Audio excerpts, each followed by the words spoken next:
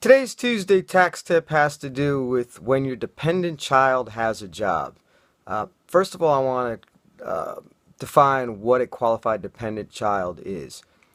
First, they have to pass the relationship test, meaning they have to be either your son, daughter, stepchild, foster child, brother, sister, stepbrother, stepsister, and any of these qualify as an appropriate relationship test to qualify as a qualified child. The child must also be under 19 years old or under 24 years old and a full-time student.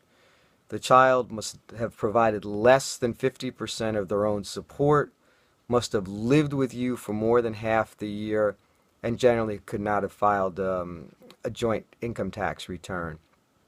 There are some other rules that pertain to, when you're a head of household or things like that. That's kind of beyond the scope of what I want to do today.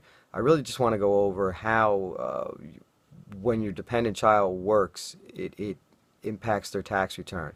Now, the reason I go over them being a qualified dependent is that if you are claiming your child as a dependent, they are not claiming themselves, at least for federal income tax purposes. Certain states, New Jersey for example, still allows them to claim themselves on their New Jersey return.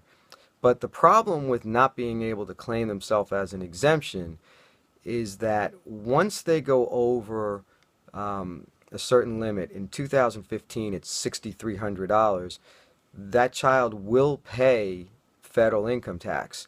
And I hear all the time from my clients, they're under the impression that if their child is a student, that when they fill out their W-4 form for whatever job they have, they just put down student, there's no withholding, and there's no problem. And sometimes when it comes to April of the following year, they find out that they're not correct about this.